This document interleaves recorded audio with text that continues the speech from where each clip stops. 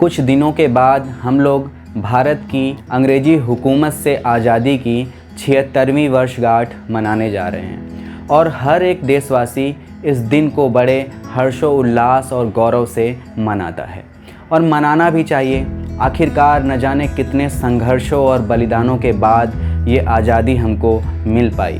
कितने स्वतंत्रता सेनानियों ने अपना पूरा जीवन भारत की आज़ादी को समर्पित कर दिया, अनगिनत दुख और यातनाएं झेली, अपने परिजनों से दूर रहें, अपने जीवन के खुशनुमा सपनों को, अपनी भावनाओं को, दर्द और आंसुओं को पी गए पर कमज़ोर नहीं पड़े। नर्क से बदतर काल कोठरियों में पूरी ज़िंदगी बिता दी और उम्र की बहुत ही तरुण अवस्था में ही हंसते हंसते फांसी के फंदों पर झूल गए।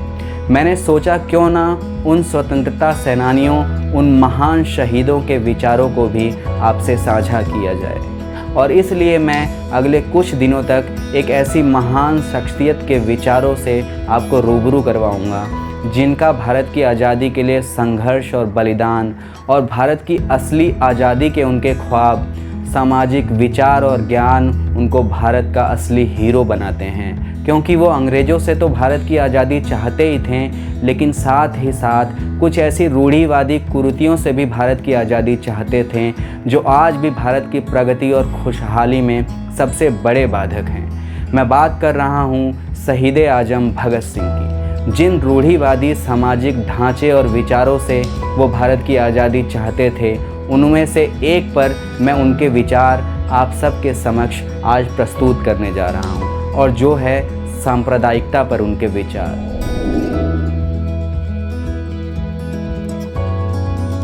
जलियांवाला बाग हत्याकांड के बाद ब्रिटिश सरकार ने सांप्रदायिक बंटवारे की राजनीति तेज कर दी और इसके असर से 1924 में कोहाट में भयानक हिंदू मुस्लिम दंगे हुए। इसके बाद राष्ट्रीय राजनीतिक चेतना में सांप्रदायिक दंगों पर लंबी बहस चली और इन्हें समाप्त करने की ज़रूरत तो सबने महसूस की, लेकिन कांग्रेसी नेताओं ने हिंदू मुस्लिम नेताओं में सुलहनामा लिखाकर दंगों को रोकने के यत्न किए। सांप्रदायिकता की इस समस्या के निश्चित हल के लिए क्रांतिकारी आंदोलन ने भी अपने विचार प्रस्तुत किए और भगत सिंह का यह लेख जून 1928 के कीर्ति अखबार में छपा और इस लेख का शीर्षक है सांप्रदायिक दंगे और उनका इलाज। वो अपने लेख में लिखते हैं कि भारतवर्ष की दशा इस समय बड़ी दयनीय है। एक धर्म के अनुयायी दूसरे धर्म के अनुयायी के जानी दुश्मन हैं। अब तो एक धर्म का होना ही दूसरे धर्म का कट्टर शत्रु होना है। यदि इस बात का अभी यकीन न हो तो लाहौर के ताज़ा दंगे ही देख लें। किस प्रकार मुसलमानों ने निर्दोष सिखों, हिंदुओं को मारा है और किस प्रकार सिखों और हिंदुओं ने भी वश चलते कोई कसर नहीं छोड़ी है।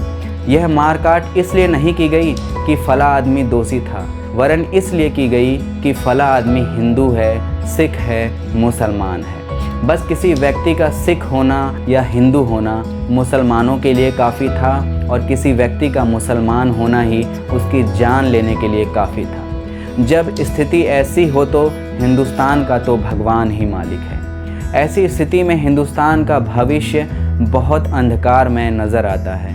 इन धर्मों ने हिंदुस्तान का बेड़ा गर्क कर दिया है और अभी पता नहीं कि ये दंगे भारतवर्ष का पीछा कब छोड़ेंगे।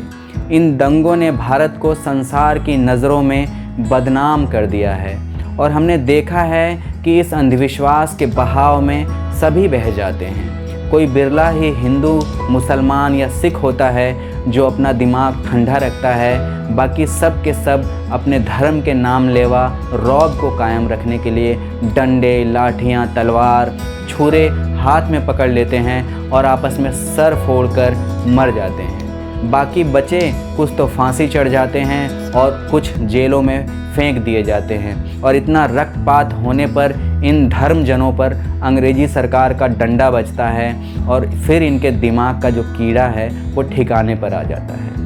जहाँ तक देखा गया है, इन दंगों के पीछे सांप्रदायिक नेताओं का और अखबारों का हाथ है।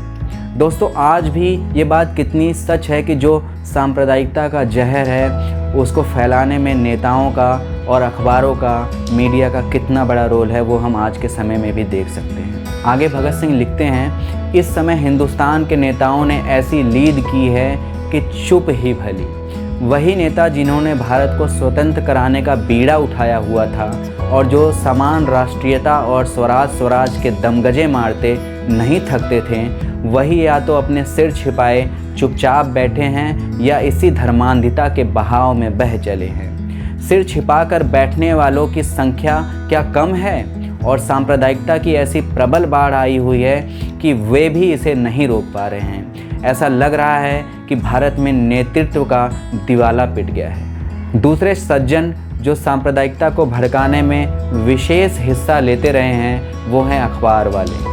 पत्रकारिता का व्यवसाय जो किसी समय बहुत ऊंचा समझा जाता था, आज बहुत गंदा हो गया है। ये लोग एक दूसरे के विरुद्ध बड़े मोटे मोटे शीर्षक देकर लोगों की भावनाएं भड़काते हैं और परस्पर सिर फुटौल करवाते हैं। एक दो जगह पर नहीं, कितनी ही जगह पर ऐसे दंगे हुए हैं जिसमें स्थानीय अखबारों ने बड़े उत्तेजनापूर्ण लेख लिखे हैं, और ऐसे लेखक पत्रकार जिनका दिल और दिमाग ऐसे दिनों में भी शांत रहा हो बहुत ही कम हैं। अखबारों का असली कर्तव्य शिक्षा देना, लोगों से संकीर्णता निकालना, सांप्रदायिक भावनाएं हटाना, परस्पर मेल मिलाप बढ़ाना और भारत की साझी राष्ट्रीयता बनाना था। इस बात को मैं दोबारा दोहराना चाहूँगा, अखबारों का असली कर्तव्य शिक्षा देना, लोगों से संकीर्णता निकालना, सांप्रदायिक भावनाएं हटाना, परस्पर मेल मिलाप बढ़ाना और भारत की साझी राष्ट्रीयता बनाना था। लेकिन इन्होंने अपना मुख्य कर्तव्य अज्ञानता फैलाना, संकीर्णता का प्रचार करना, सांप्रदायिक बनाना, लड़ाई झगड़े करवाना और भारत की साझी राष्ट्रीयता को नष्ट करना बना लिया, और जो आज भी हम देख सकते हैं। यही कारण है कि भारतवर्ष की वर्तमान दशा पर विचार कर आंखों से आंसू बहने लगते हैं और दिल में सवाल उठता है कि भारतवर्ष का आखिर बनेगा क्या। जो लोग असहयोग के दिनों के जोश व उभार को जानते हैं, उन्हें यह स्थिति देख रोना आता है। कहाँ वे दिन थे कि स्वतंत्रता की झलक सामने दिखाई देती थी, और कहाँ आज यह दिन है कि स्वराज एक सपना मात्र बन गया है। बस यही लाभ इन दंगों से अत्याचारियों को मिला है। वही नौकरशाही जिसके अस्तित्व को खतरा पैदा हो गया था कि आज गई कि कल गई, आज अपनी जड़ें इतनी मजबूत कर चुकी है कि उसे हिलाना कोई मामूली काम नहीं है। यदि इन सांप्रदायिक दंगों की जड़ें खोजें तो हमें इसका कारण आर्थिक ही जान पड़ता है। असहयोग के दिनों में नेताओं और पत्रकारों ने ढेरों कुर्बानियाँ दी, उनकी आर्थिक दशा बिगड़ गई।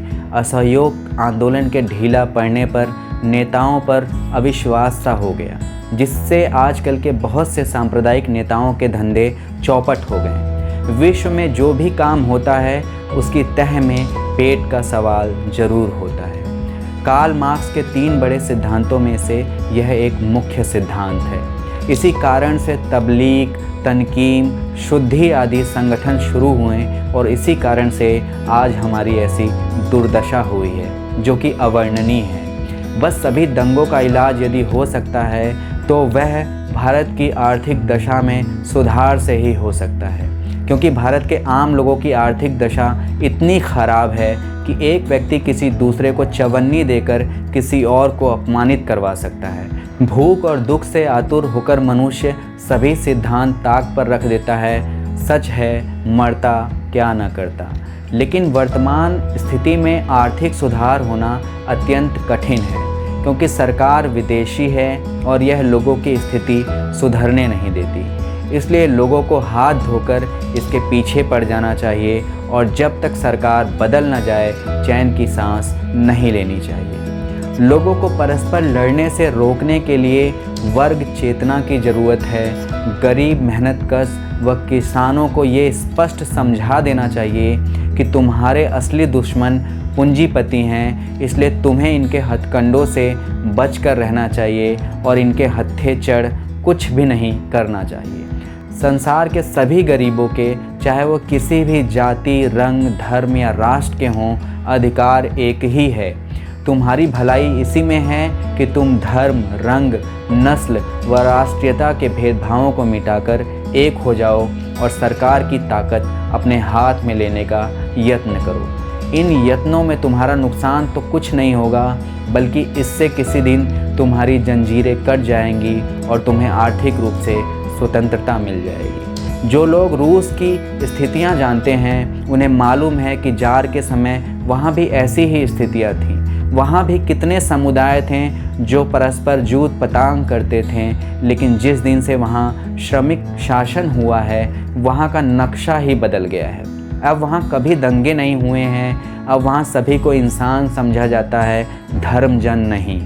जार के समय लोगों की आर्थिक दशा बहुत ही ख़राब थी, इसलिए सब दंगे फसाद होते थे। लेकिन अब रूसियों की आर्थिक स्थिति सुधर गई है और उनमें वर्ग चेतना आ गई है, इसीलिए अब वहाँ से किसी दंगे की खबर नहीं आई। इन दंगों में वैसे तो बहुत निराशाजनक समाचार सुनने में आते हैं, लेकिन कलकत्ता के दंगों में एक बात बहुत खुशी की सुनने में आई, और वह यह है कि वहाँ दंगों में ट्रेड यूनियन के लोगों ने हिस्सा नहीं लिया और ना ही वे परस्पर गुत्थम गुत्था ही हुए, वरन सभी हिंदू मुसलमान बड़े प्रेम से कारखानों आदि में उठते बैठते और दंगे रोकने के भी यत्न करते रहें। और यह इसलिए कि उनमें वर्ग चेतना थी और वो अपने वर्ग हित को अच्छी तरह से पहचानते थे। वर्ग चेतना का यही सुंदर रास्ता है जो सांप्रदायिक दंगे को रोक सकता है।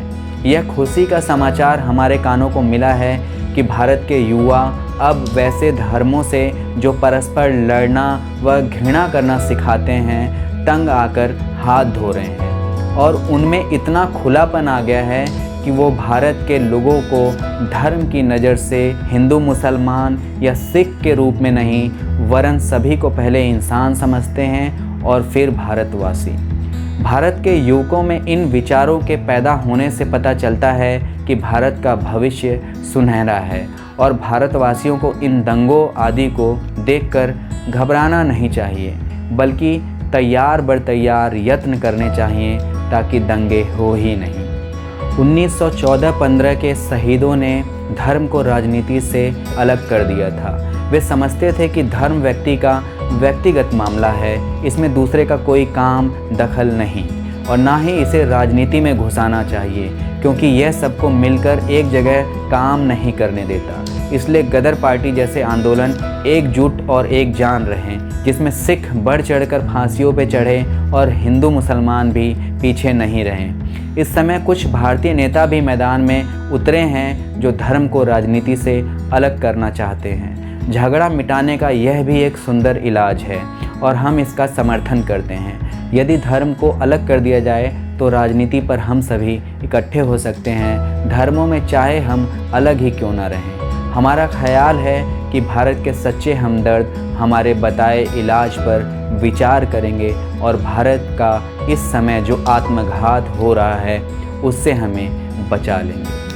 अपनी शहादत से 3 वर्ष पूर्व सन 1928 में भगत सिंह ने सांप्रदायिकता के ऊपर यह लेख लिखा था, और उनकी यह बात आज भी इतनी सच साबित होती है। आज भी हमारे देश में सांप्रदायिकता को लेकर जो माहौल हम देख रहे हैं, जिस प्रकार से धार्मिक दंगे और उत्पात भारत में हो रहे हैं, यह आज भी भारत की प्रगति में और खुशहाली में सबसे बड़े बाधक हैं। और भगत सिंह शायद इसीलिए कहा करते थे कि अंग्रेज़ों से आज़ादी को ही भारत की असली आज़ादी नहीं मानूंगा, जिस दिन भारत अपनी तमाम सामाजिक कुरीतियों और रूढ़िवादी ढांचे से भी आज़ाद हो जाएगा और भारत में गरीब, वंचित, शोषित का शोषण बंद हो जाएगा, उस दिन सही मायने में ही भारत को असली आज़ादी मिलेगी। शुक्रिया। मैं हूँ सत्येंद्र कुमार, आप देख रहे थे जन निर्माण भारत।